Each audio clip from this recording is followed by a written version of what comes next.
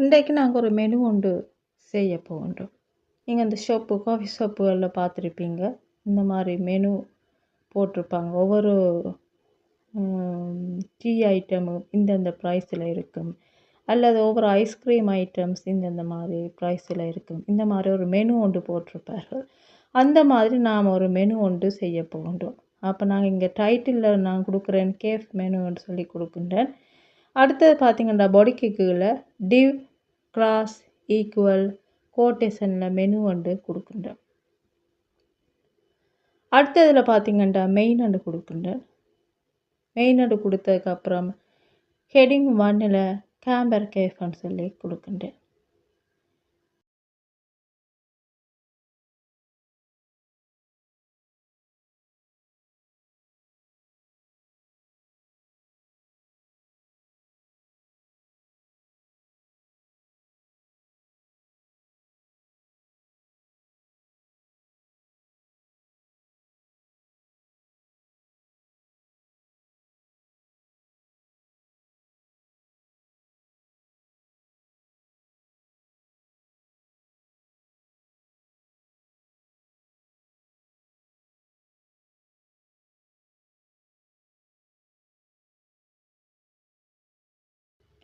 அடுத்தது நான் பியில் எஸ்டிமேட் 2024 கொடுக்குறேன். அது இஎஸ்டின்னு சொல்லி கொடுக்குறேன். 2024. அடுத்தது பார்த்திங்கன்னா செக்ஷன் அண்ட் டெக்கை ஓப்பன் பண்ணுறோம். அதில் பார்த்திங்கன்னா H2வில் காஃபின்னு சொல்லி கொடுக்குறேன்.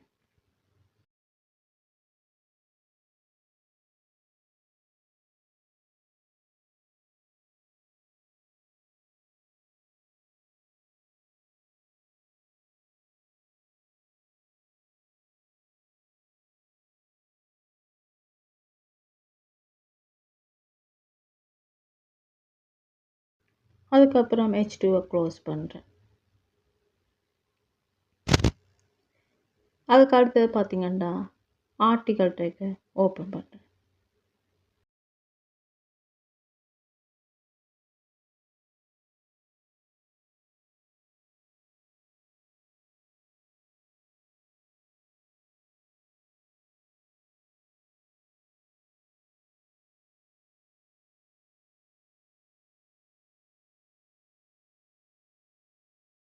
இந்த ஆர்டிக்கல் டேக்கில் பார்த்திங்கன்னா பியில் ஃப்ரெஞ்ச் வெனிலா அப்படின்னு சொல்லி கொடுக்குறேன்.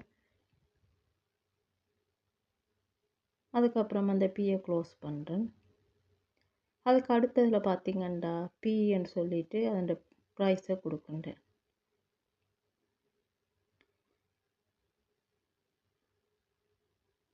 அதுக்கப்புறம் ஆர்டிக்கலை க்ளோஸ் பண்ணுறேன். அடுத்த ஆர்டிக்கல் டேக்கில்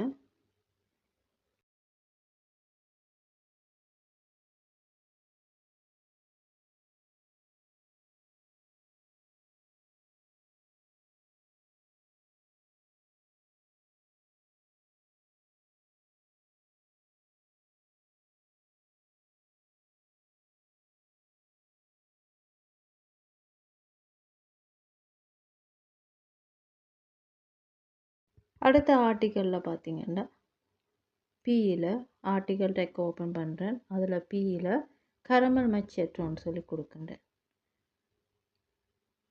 அதுக்கப்புறம் பியை க்ளோஸ் பண்ணுறேன். அதுக்கப்புறம் பியில் அதனுடைய ப்ரைஸை கொடுக்குறேன்.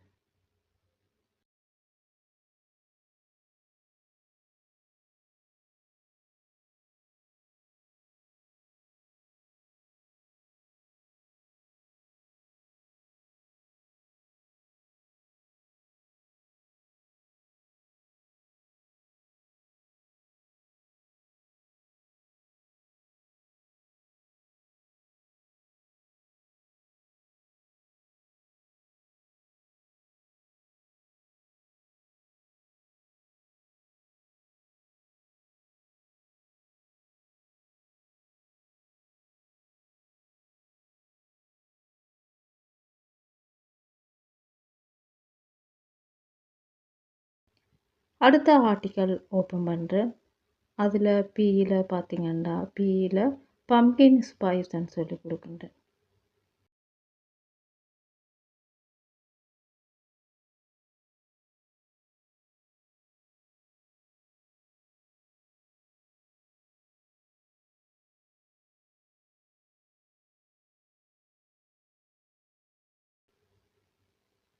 பீயை க்ளோஸ் பண்ணுறேன். அடுத்த பீயில் அதனுடைய ப்ரைஸை கொடுத்து பீயை க்ளோஸ் பண்ணுறேன். அடுத்த இதில் பார்த்திங்கன்னா அந்த ஆர்டிக்கலை க்ளோஸ் பண்ணுறேன். அடுத்து ஆர்டிக்கல் ட்ரெக் ஓப்பன் பண்ணுறேன். அதில் பியில் மோஷான்னு சொல்லி கொடுக்குறேன். பியை க்ளோஸ் பண்ணுறேன். அடுத்த பியில் ப்ரைஸை கொடுத்து பியை க்ளோஸ் பண்ணுறேன். ஆர்டிக்கலையும் க்ளோஸ் பண்ணுறேன். அதுக்கப்புறம் செக்ஷன் டேக்கை க்ளோஸ் பண்ணுறேன். மெயின் க்ளோஸ் பண்ணுறேன். டிவ்வையும் க்ளோஸ் பண்ணுறேன்.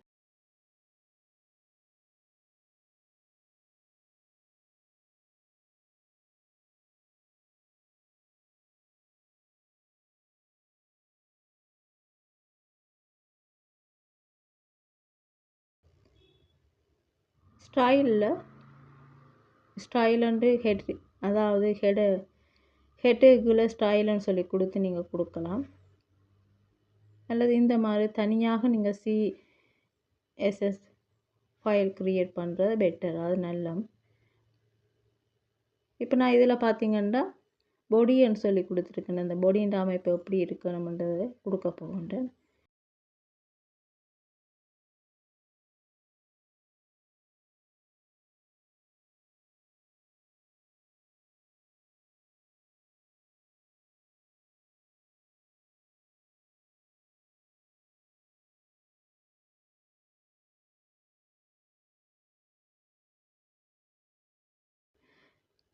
இப்போ பாடியில் பார்த்தீங்கன்னா இது சம்மந்தமான ஒரு ரிலேட்டட் பிக்சர் ஒன்று இருந்தால் நல்லா இருக்கும்னு தோணுது. அப்போ நாங்கள் இங்கே பாடி என்று சொல்லி கொடுக்குறேன். கொடுத்துட்டு கேர்லி ப்ராக்கெட்டில் பேக்ரவுண்ட் இமேஜ் ஒன்று சொல்லி கொடுத்துட்டு ஒரு லிங்க் ஒன்று இதில் காப்பி பண்ணி இங்கே வந்து பேஸ்ட் பண்ணுறேன். பேஸ்ட் பண்ணிவிட்டு அந்த கேர்லி ப்ராக்கெட்டை க்ளோஸ் பண்ணுறேன். இந்த அளவு தான் எங்களுக்கு பாடிக்குள்ளே செய்ய வேண்டியது இது மட்டும்தான்.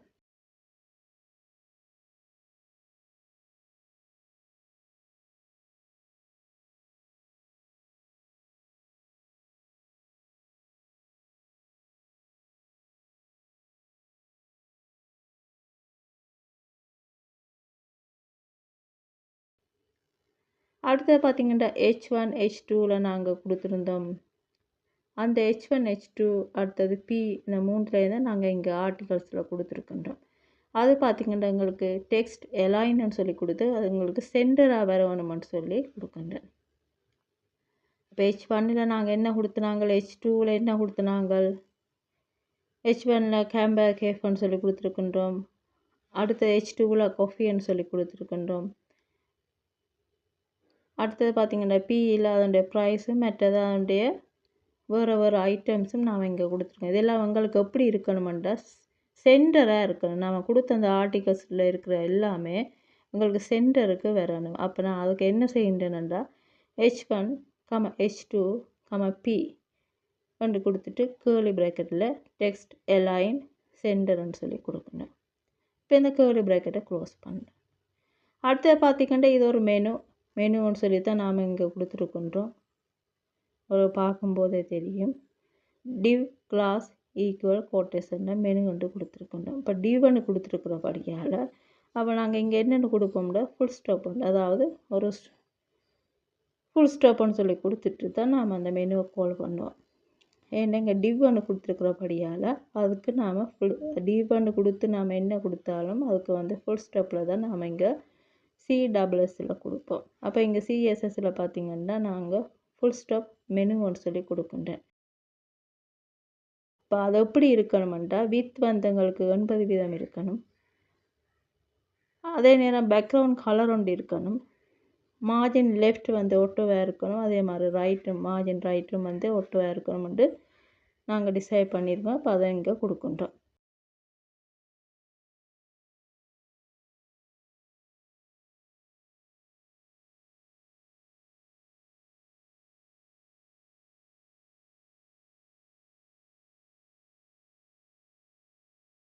இந்த கேர்லி ப்ராக்கெட்டை க்ளோஸ் பண்ணுறோம். எப்போவுமே இந்த சிஎஸ்எஸ்சில் பார்த்தீங்கன்னா இந்த மாதிரி நம்ம கொடுக்கும்போதும் இப்போ இதில் பார்த்தீங்கன்னா மெனுங்கண்டு கொடுக்குறோம் வித் ஒன்று சொல்லி கொடுத்துட்டு கொலோன் ஒன்று கொடுக்குறோம். அதுக்கப்புறம் 80% போட்டு செமிக்கலோன் கொடுக்குறோம். இந்த கொலோன் செமிக்கலோன் ரொம்ப முக்கியம்.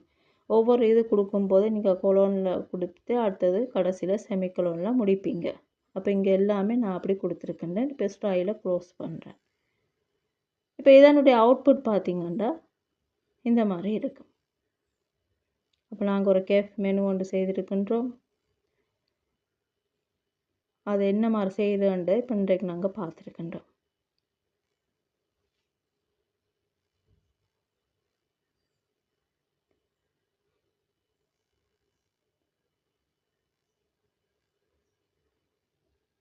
பிசியில் இதை பார்க்கலாம்.